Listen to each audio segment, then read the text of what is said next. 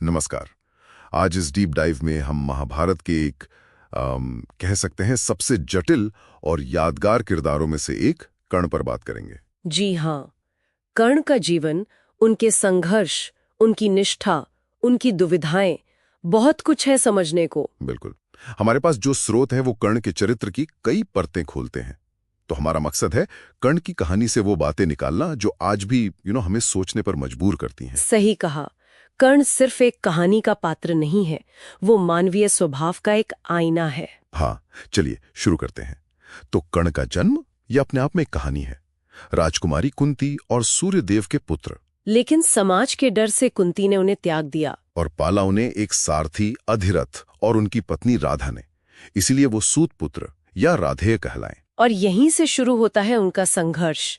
जन्म से कवच कुंडल मिले, दिव्य शक्तियां थीं, पर पहचान थी सूत पुत्र की। और इसी पहचान की वजह से उन्हें हर कदम पर तिरस्कार झेलना पड़ा। गुरु द्रोण ने सिखाने से मना कर दिया, क्षत्रिय नहीं हो कहकर। हाँ।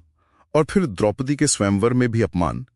ये साफ दिखाता है कि कैसे समाज जन्म के आधार पर किसी की काबिलियत को अनदेखा कर देता है। बिल्कुल। और ये पहचान का संकट कितना गहरा हो सकता है, ये कर्ण के जीवन में दिखता है। यहाँ वो नियति और इच्छा शक्ति वाली बात भी आती है ना? हाँ, जैसे उनका जन्म, उनका त्याग, फिर श्राप मिलना, ये सब शायद नियति थी जी। लेकिन दुर्योधन का साथ देना ये उनका अपना चुनाव था, उनकी इच्छा शक्ति। तो कुछ चीजें हमारे बस में नहीं होती, पर हमारे फैसले वो तो हमारे होते हैं। सही। अच्छा, द्रोण ने मना किया, पर कर्ण रुके नहीं, उन्होंने हार नहीं मानी। नहीं, बिल्कुल नहीं। वो ब्राह्मण का वेश धरकर परशुराम के पास पहुंच गए और उनसे शस्त्र विद्या सीखी, ब्रह्मास्त्र तक। सीखने की लगन तो कमाल की थी उनमें। जबरदस्त। ये उनकी दृढ़ संकल्प का सबूत है। लेकिन यहाँ एक पेंच है। वो श्राप वाली बात? हाँ, जब परशुराम को सच्चाई पता चली, फिर कर्ण ब्राह्मण नहीं तो उन्होंने श्राप दे दिया कि अहन मौके पर जब सबसे ज्यादा जरूरत होगी तब वो अपनी विद्या भूल जाएंगे। बिल्कुल।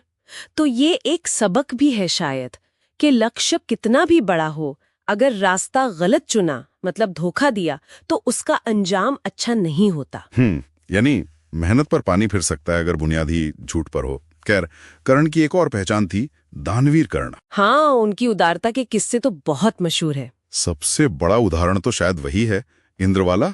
जब इंद्र ब्राह्मण बनकर आए और उनसे उनके कवच कुंडल मांग लिए। और कर्ण जानते थे, उन्हें पता था कि ये उनकी जान की रक्षा करते हैं, फिर भी दे दिए। वचन के पक्के थे। ये निस्वार्थता और त्याग का चरम तो लगता है। लेकिन इसमें एक और कोण भी है सोचने के लिए। क्या मतलब? कर्ण को अपनी दानवीर की छवि भी तो बहुत प्यारी थी।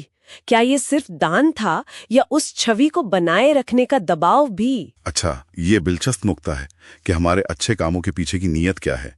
क्या वो सिर्फ भलाई है, या उसमें नाम कमाने की इच्छा भी शामिल है? हाँ, ये सवाल कर्ण की कहानी हमें सोचने पर मजबूर करती है। और उनकी जिंदगी का एक और बहुत बड़ा, शायद सबसे विवादास्पद पहलू, दुर्योधन के प्रति उनकी निष्ठा। जी। जब समाज ने, गुरुओं ने, सबने उन्हें नकारा, तब दुर्योधन ने उन्हें अपनाया, सम्मान दिया, अंग देश का राजा बनाया। और इसी एहसान, इसी दोस्ती के लिए कर्ण आखिर तक दुर्योधन के साथ रहे, जानते हुए भी कि कौरव पक्ष अधर्म का पक्ष है। हाँ, यहाँ तक कि कृष्ण ने समझाया, माँ कुंती ने अपनी पहचान बताई, पांडवों में आने को कहा, पर वो नहीं माने। यहीं पर मित्र धर्म और जो बड़ा नैतिक धर्म है, उसके बीच का टकराव दिखता है। क्या दोस्ती निभाना इतना जरूरी है कि सही गलत का फर्क ही भूल जाएं? ये कर्ण की सबसे बड़ी नैतिक दुविधा थी शायद। उन्होंने दोस्ती निभाई, पर उसकी कीमत क्या चुकाई? गलत का साथ देने का परिणाम तो विनाशकारी ही होता है। उनके जीवन ने ये दिखाया। पर कर्ण सिर्फ महान योद्धा, दानवीर या वफादार दोस्ती नहीं थे। उनमें मानवीय कमजोरियां भी थीं। बिल्कुल थीं। जैसे द्रौपदी के क्षीरहरण के समय उनका व्यवहार, भरी सभा में द्रौपदी को अपमानित करना, वैश्या तक कह देना, वो बहुत ही गलत था। और युद्ध में भी जैसे अभिमन्यु का वध, हाँ, निहत्थे अभिमन्यु पर वार करना, उसका धनुष तोड़ना, ये सब चीजें उनके चरित्र के स्याह पहलू हैं। उनका अहंकार भी था। अर्जुन के प्रति एक ईर्ष्या का भाव भी साफ झलकता है कई जगह। और यही बातें कर्ण को इतना मानवीय बनाती हैं शायद।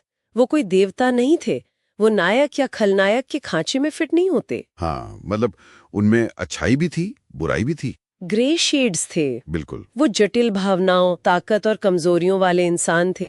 ये हमें सिखाता है कि इंसान का स्वभाव कितना पेचीदा होता है और शायद दूसरों के प्रति थोड़ी सहानुभूति रखना भी सिखाता है। तो कुल मिलाकर कर्ण की कहानी से हम क्या सीख सकते हैं? एक तो ये कि सामाजिक बाधाएं हों फिर भी प्रतिभा अपना रास्ता बना सकती है, सही। पर यह भी कि लक्ष्य पाने के लिए साधन भी सही होने चाहिए। और निष्ठा की भी एक कीमत होती है, खासकर अगर वो नैतिकता के खिलाफ चली जाए। बिल्कुल।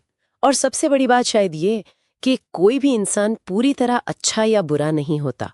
कर्ण का मूल्य उनके जन्म से नहीं, उनके कर्मों और उनके चुनावों से तय हुआ। हाँ, उनके जटिल चुनावों से। और ये आज के लिए भी एक बड़ा सवाल छोड़ जाता है कि अगर हमारे जीवन में, हमारे रिश्तों में वफादारी और नैतिकता के बीच कभी टकराव हो तो हम सही रास्ता कैसे चुनें? हमारी निष्ठा हमें कहाँ ले जा रही है और क्या वो सही सिद्धांतों के साथ है? ये सोचने वाली बात है।